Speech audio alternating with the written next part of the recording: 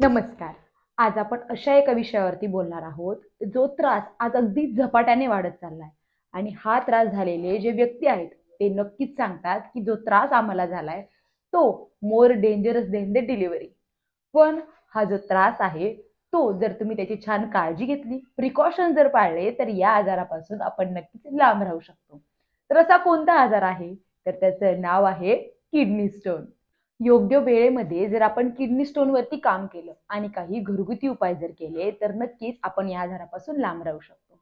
तर आजच्या आपल्या या व्हिडिओमध्ये आपण असे काही घरगुती उपाय बघणार आहोत, ज्यामुळे आपल्या किडनी स्टोनची साईज जर सुरुवातीला कमी असेल तर आपण हे जे उपाय आहेत ते केल्यानंतर हा किडनी स्टोनच्या त्रासपासून लांब राहू शकतो. किंवा नक्की आपल्याला किडनी स्टोन होतोय हे समजताना जर आपल्याला त्याची लक्षणं समजली आणि आपण तेव्हा जर त्याच्यावरती काम करायला सुरुवात केली तर नक्कीच आपण हा स्टोन मोठा व्हायच्या आतमध्येच प्रिकॉशन्स घेऊन आणि आपण हा त्रास जो आहे तो थांबवू शकतो. हे सर्व जर तुम्हाला इन डिटेल माहिती करून घ्यायचं असेल तर व्हिडिओ शेवटपर्यंत स्किप न करता नक्की बघा आणि असे छान छान व्हिडिओ बघण्यासाठी योगा विथ प्राजूला सबस्क्राईब करायला विसरू नका. किडनी स्टोन हा पुन्हा पुन्हा होऊ शकतो का? तर हो. तुम्ही एकदा जर समजा किडनी स्टोन आहे तो जर तुमच्या शरीराच्या बाहेर काढून घेतला तर पुन्हा पुन्हा हे स्टोन जे आहे ते तयार होतात. तर सगळ्यात पहिले आपण बघूयात की आपल्या शरीरामध्ये एकूण 2 किडनीज असतात. तर या किडनीज काय काम करतात? तर आपल्या शरीरामध्ये जे युरिन आहे ते व्यवस्थित प्रमाणे पास करणं असेल, शरीरातलं साल्टचं प्रमाण, मिनरलचं प्रमाण हे योग्य प्रमाणामध्ये ठेवण्याचं काम जे आहे ते या किडनी करतात. आपल्या ब्लडमध्ये कॅल्शियम, पोटॅशियम, मिनरल्स, मॅग्नेशियम हे सगळं भरपूर प्रमाणामध्ये असतं. पण हे वेळोवेळी जे आहे ते क्लीन होणं, शरीराच्या बाहेर निघून जाणं आणि त्यांचं प्रमाण योग्य प्रमाणामध्ये असणं हे गरजेचं असतं. आपल्या शरीरामध्ये जेव्हा आपण कमी पाणी पितो, तेव्हा ते आपल्या शरीराच्या बाहेर जात नाही. ते तसेच साचून राहतात आणि जेव्हा हे मिनरल, पोटॅशियम, कॅल्शियम जेव्हा हळूहळू जेव्हा ते साचतात, तेव्हा त्याचा स्टोन निर्माण होतो. त्याचे क्रिस्टल्स हळूहळू जॉईंट व्हायला लागतात आणि त्यानंतर आपल्याला किडनी स्टोनमध्ये सफर व्हावं लागतं. आपण जर या किडनी स्टोनचा आकारमान बघण्याचा जर प्रयत्न केला तर काही वेळेस आपल्या शरीरामध्ये हे छोटे छोटे किडनी स्टोन तयार होतात आणि ते पास सुद्धा होऊन जातात, आपल्याला अगदी कळत सुद्धा नाही.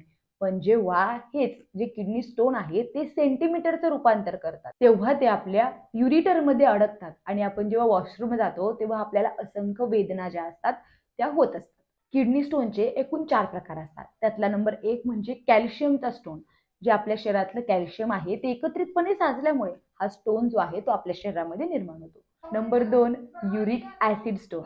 हे आपल्या शरीरामध्ये जेव्हा आपण रेड मिलचं प्रमाण वाढवतो तेव्हा हे जे आहेत ते आपल्या शरीरामध्ये जास्त होतात आणि असा प्रकारचा स्टोन आपल्या शरीरामध्ये निर्माण होतो. Number 3 steroid stone. हे आपल्या शरीरातलं जे युरिन इन्फेक्शन आपल्याला होतं त्यामुळे हे होऊ शकतात आणि यांचं प्रमाण जे आहे ते झपाट्याने वाढतं. यांचा आकार लगेच मोठा व्हायला लागतो. नंबर 4 म्हणजे क्रिस्टलाइन स्टोन. हा क्रिस्टलाइन स्टोन हा रेअर आहे किंवा जर आपल्याला जेनेटिक्स जर समजा जेनेटिक्समध्ये सगळ्यांना जर समजा किडनी स्टोन असेल तर हा आपल्याला होऊ शकतो. असे 4 प्रकार आपण आत्ताच किडनी स्टोनचे बघून घेतले. आत्ताच आपण जे 4 स्टोनचे प्रकार बघितले, हे मला तुम्ही खरंच सांगा, हे एकाच दिवशी होतात का? तर नाही. जेव्हा आपण सातत्याने आपल्या खाण्याच्या काही चुकीच्या गोष्टी असतील किंवा लाईफस्टाईल असेल, जी आपण कंटिन्युअसली चुकीची ठेवतो, तेव्हा हळू यांचं निर्माण होतं आणि जेव्हा यांचं मोठं स्वरूप होतं, म्हणजे जेव्हा तो आपल्या ब्लॅडरमध्ये अडकतो, आपण जेव्हा वॉशरूमला जातो, आपल्याला असंख्य वेदना व्हायला लागतात, तेव्हा आपल्याला ते फील होतं. त्याआधीही तो आपल्या शरीरामध्ये असतो. म्हणून ज्यांना किडनी स्टोन होतो त्यांना तुम्ही विचारा, जेव्हा तो खडा ब्लॅडरमध्ये जातो तेव्हा त्यांना असंख्य वेदना व्हायला लागतात. ते कंटिन्युअसली इकडून तिकडे लोळत असतात. म्हणूनच याला सायलेंट डिसीज असं सुद्धा म्हटलं जातं. मिनरल्स आणि साल्ट यांच्या एकत्रीकरणापासून बनलेला हा दगड असतो. हा जर छोटा असेल तर तो आपोआप शरीराच्या बाहेर पास होऊन जातो. पण जर तो मोठा असेल तर तो आपल्याला असंख्य वेदना देतो. आता आपण यानंतर बघूयात की नेमकं हा किडनी स्टोन का होतो किंवा अशा कोणत्या गोष्टी आहेत त्या जर आपण आजपासून करायला सुरुवात केली तर आपण या गोष्टींपासून लांब राहू. कारणे. Number 1 lifestyle. आपण जी सगळी लाईफस्टाईल आज फॉलो करतो आहे त्यामुळेच पहिली गोष्ट म्हणजे त्रास व्हायला सुरुवात होते. तर कोणती लाईफस्टाईल? तर आपण जर समजा आपल्याला वॉशरूमला जायचं असेल आणि आपल्याला जर एखादं काम करायचं असेल तर आपण आपल्या वॉशरूमला होल्ड करून ठेवतो. पहिले आपण कामाला प्रेफरन्स देतो. पण आपण याला होल्ड न करता आपण लगेचच वॉशरूमला गेलं पाहिजे. का? कारण की ती नैसर्गिक क्रिया आहे. तुम्ही म्हणाल एक दिवस केल्याने काय होतं, पण एक दिवस नाही, जेव्हा ही कृती आपण वारंवार करतो तेव्हा आपल्याला हे परिणाम दिसू लागतात. नंबर 2, पाणी कमी पिणे. त्यामुळे काय होतं, युरिन कॉन्सन्ट्रेट होतं आणि मिनरल्स जे आहे त्याच्यामध्ये व्यवस्थित डिझॉल्व्ह होत नाही आणि त्यामुळेच त्याचे क्रिस्टल तयार व्हायला लागतात. नंबर 3, चुकीचा आहार.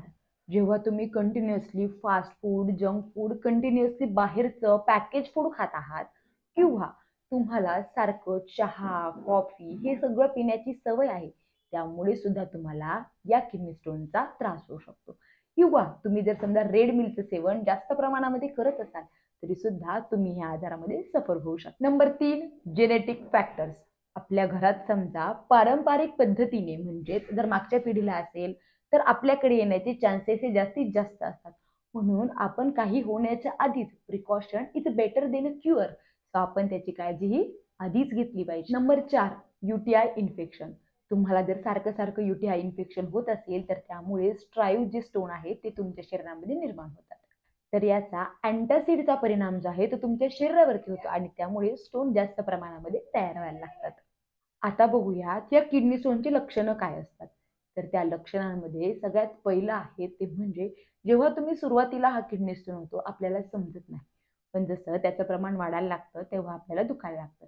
म्हणजे सुरुवातीला जर तुम्ही लक्षण बघितलं तर ते कमरेपासून दुखायला पुढेपर्यंत सुरुवात होते आणि त्या अशा वेव्ज यायला लागतात जेव्हा तुम्हाला त्या जाणवतात.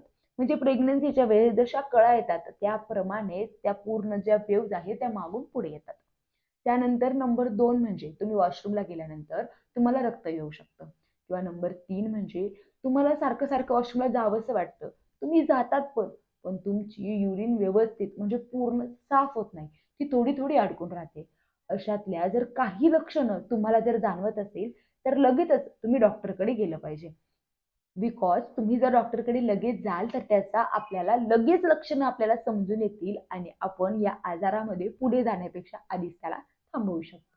अशा कोणत्या टेस्ट आहेत ज्या केल्यानंतर आपण बघू शकतो की आपला स्टोन आहे त्याची साईज किती आहे, आपल्याला ऑपरेशन करायची गरज आहे की आपण साध्या आपल्या मेडिसिन्सने किंवा घरगुती उपायांनी त्याला आपण क्युअर करू शकतो.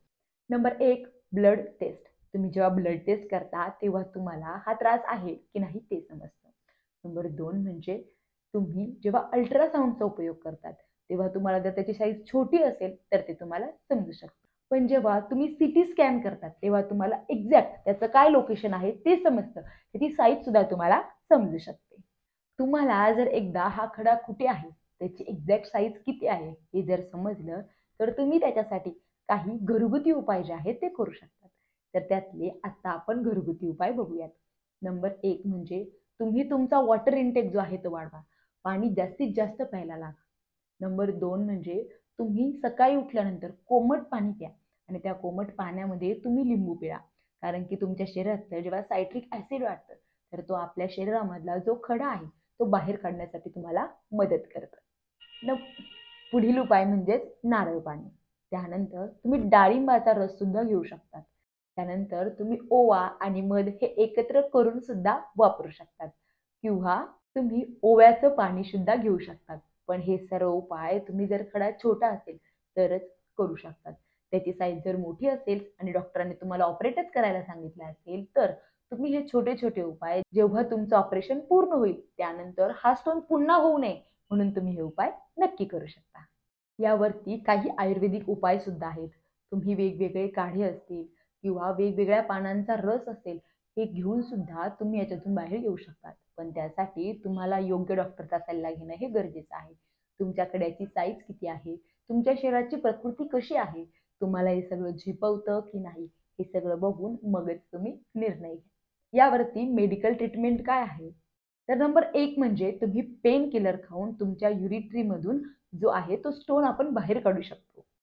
नंबर 2, साऊंड वेव्ज वापरून जो खडा आहे त्याला तोडलं जातं म्हणजे ते छोटे छोटे जे क्रिस्टल होतात आणि मग तुमच्या वॉशरूमवरती तो बाहेर काढला जातो. नंबर 3, तुम्ही PCNLच्या मार्फत सुद्धा हा स्टोन आहे तो शरीराच्या बाहेर काढू शकतात. आतापर्यंत आपण या आजाराची लक्षणे कोणकोणती आहेत, आपण काय केल्याने हा आजार होतो हे सगळं बघून घेतलं. पण हा आजार तुम्हाला होऊ नये किंवा जर एकदा झाला ऑपरेट केल्यानंतर तुम्ही काय काळजी घ्याल ते आपण यानंतर बघूयात. तर त्यासाठी तुम्ही तुमच्या बॉडीला जास्तीत जास्त हायड्रेट ठेवा. तुम्ही दिवसभरामध्ये 4 ते 5 लिटर पाणी प्यायला सुरुवात करा. तुम्ही जे पाणी पिताय ते तुमच्या शरीरासाठी योग्य आहे की नाही हे बघण्यासाठी तुम्हाला मी योग्य पद्धत सांगते. तर ती म्हणजे तुम्ही वॉशरूमला गेल्यानंतर तुमच्या वॉशरूमचा कलर कसा आहे हे चेक करा. तो जर समजा ज्या प्रकारे आपण पाणी पितो त्याच प्रकारे असेल तर तुमचा वॉटर इनटेक हा बरोबर आहे. पण त्या कलरमध्ये जर तुम्हाला चेंजेस दिसले, तो जर येल्लोइश दिसला तर तुम्हाला पाण्याचा इंटेक वाढवण्याची आवश्यकता आहे. त्याचबरोबर तुम्ही लिंबू सरबत, कोकम सरबत, नारळ पाणी या सर्व गोष्टी सुद्धा घेऊ शकतात. तुम्ही काय अवॉइड कराल? तर मीठ, आपल्या शरीरामधलं जे साल्टचं प्रमाण आहे ते तुम्ही अवॉइड करा. मॅग्नेशियम, रेड मिल या सगळ्या गोष्टी ज्या पचायला खूप जड असतात आणि तुमच्या युरिनरी ट्रॅकवरती किंवा किडनीवरती लोड क्रिएट करतात, त्या सगळ्यांपासून तुम्ही लांब राहा. आणि या सगळ्यासाठी तुम्हाला जर जास्तीत जास्त निरोगी आणि छान राहायचं असेल तर तुम्ही योग, प्राणायाम, सायकलिंग, रोज सकाळी फिरायला जाणे, सूर्यनमस्कार करणे या सगळ्या चांगल्या गोष्टी तुम्हाला लावून घ्या. तुम्ही जर या सगळ्या गोष्टी कराल तर नक्कीच तुम्ही अगदी आनंदी आणि खुश राहाल. तुम्हाला जर अशा वेगवेगळ्या विषयांवरती अधिक माहिती जाणून घ्यायची असेल तर योगा विथ राजूला आजच सबस्क्राईब करून ठेवा. असेच आनंदी राहा आणि खुश राहा. धन्यवाद.